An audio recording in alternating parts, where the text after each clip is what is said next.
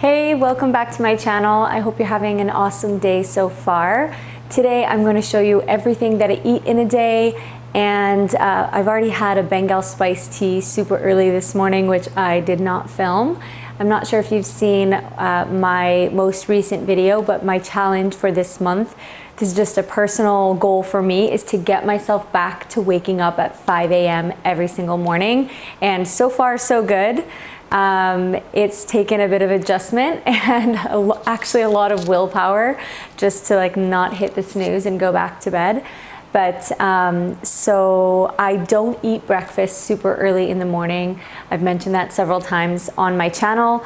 That's not something that I necessarily recommend, but for me, I just like to eat when I'm hungry. And when I first wake up in the morning, I don't have a huge appetite yet. So I just kind of work away on my computer, do my thing, and then when I get hungry, I'll have my first meal of the day. And a couple little updates. I have been working on my meal plan, and it's going to include low calorie density recipes as well as a 30-day meal plan. So suggestions of what to eat each day, and you can follow along exactly with the meal plan. And I'm also going to include a blank template so that if you want to, you can kind of DIY your own calendar to suit your own preferences, your own needs, based on the recipes that I include. So I've been working away on that and coming up with really cool creations each day, and I've been really enjoying that whole process. And then during the main work hours of the day, I've been doing pretty much back-to-back coaching, so one-on-one phone call coaching, and I've been giving myself 20-minute breaks in between, just so that I can eat.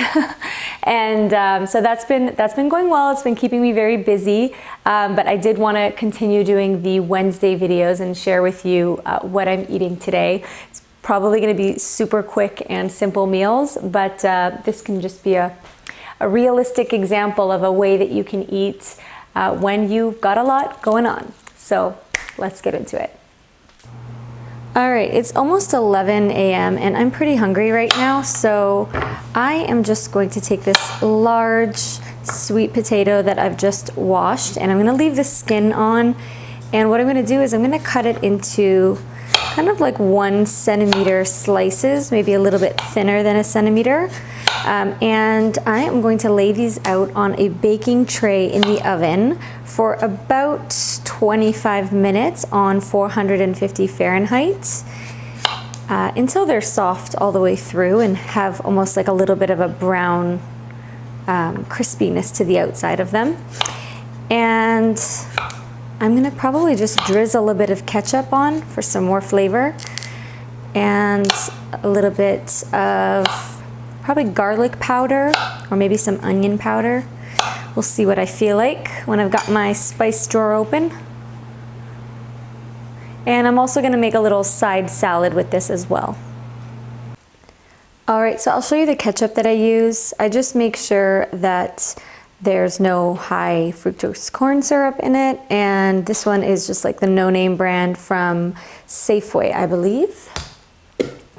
And so for my salad, I'm just gonna use a couple handfuls of this organic spring mix, and I'm gonna cut it up really well because I like tiny little pieces of lettuce. And I found this in my fridge from a couple days ago. It's just a little bit of chickpeas left over from a can, so I'll throw that in there because I don't wanna waste them.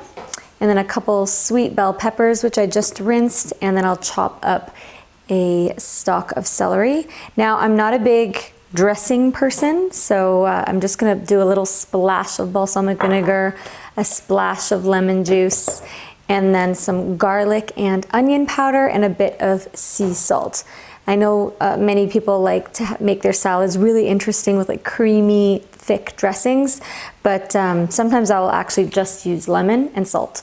I actually get asked quite often when people notice how much garlic and onion I use in everything. They're like, Melissa, how do I avoid having garlic and onion breath all the time? And I will just say that you can't avoid it. As far as I know, you can't avoid having strong breath after eating lots of onion and garlic. My best advice is to just live with someone who loves you despite your eternal garlic breath. And I'm lucky that Alex is that somebody for me.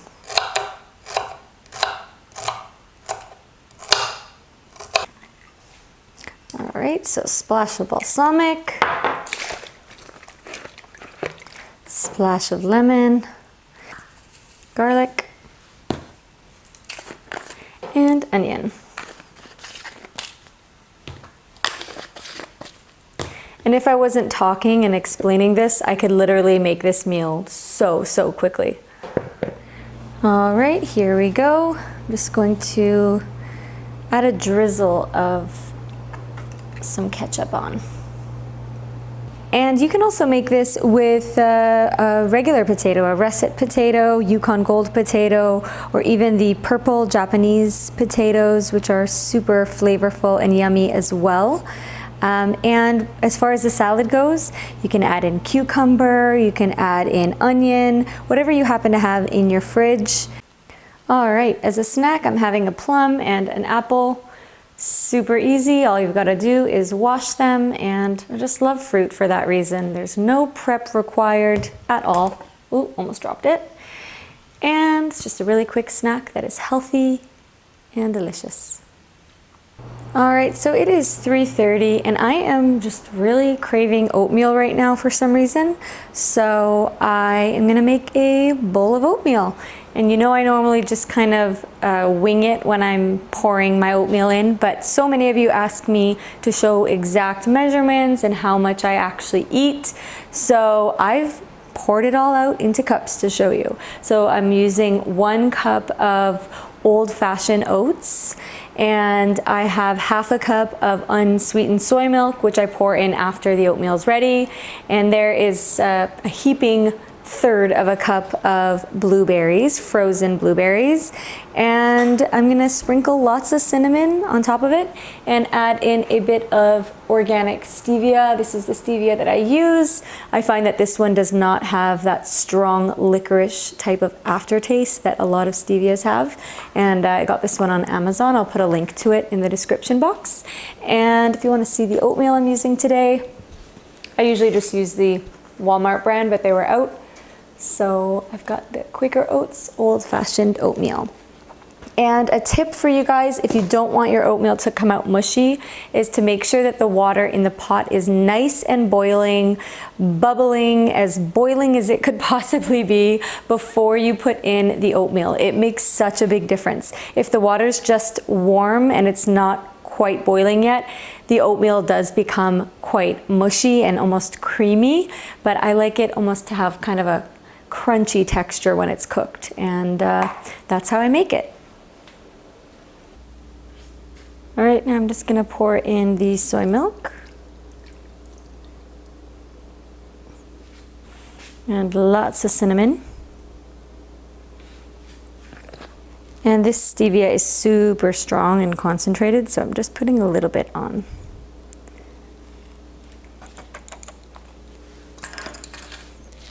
And that's it.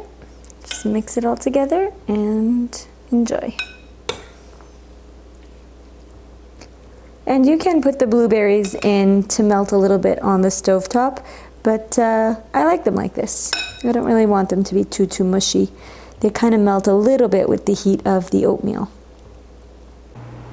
All right, dinner time, almost 7 o'clock, and I'm going to make a super easy meal all on the stovetop. When I cook tofu, I usually bake it in the oven because I like how the texture comes out. It dries it up nicely, and it almost gives it a little bit of like a crispiness, but it does take longer, even just the time it takes for the oven to preheat. So another option, which is what I'm going to do right now, is I'm going to dice up half of this package and put it in a frying pan on the stovetop with half of this container of black beans and season it with a drizzle of soy sauce, lime juice, and sriracha. And tofu absorbs whatever flavor that you put on it. So it's gonna be super yummy because I really like this combination of flavors. And I'm going to make some rice in a pot on the stovetop as well. Probably do like a cup and a half dried.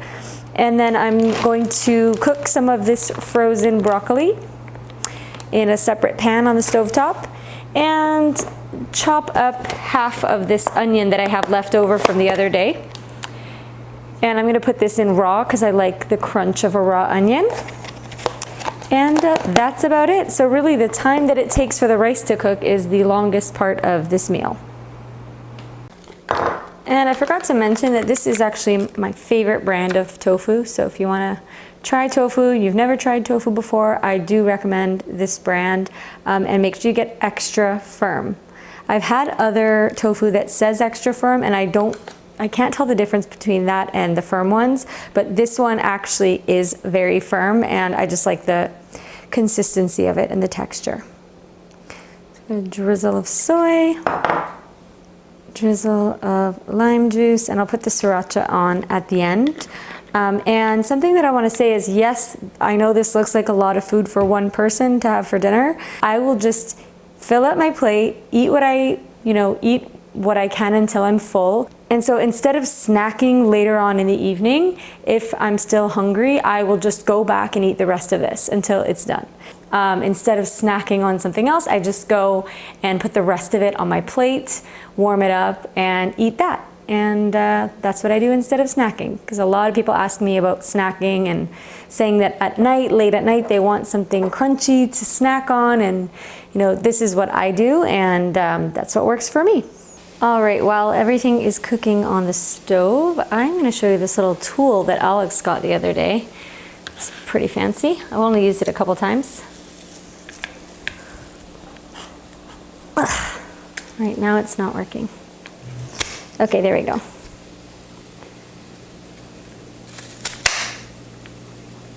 Isn't that cool? It's called a Nutri-Chopper.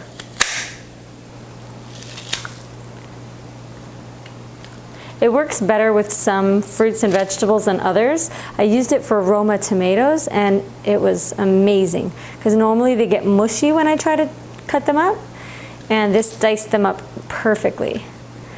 With harder things like apples, you have to push really, really hard, and it's not as easy, but it's pretty good with onions.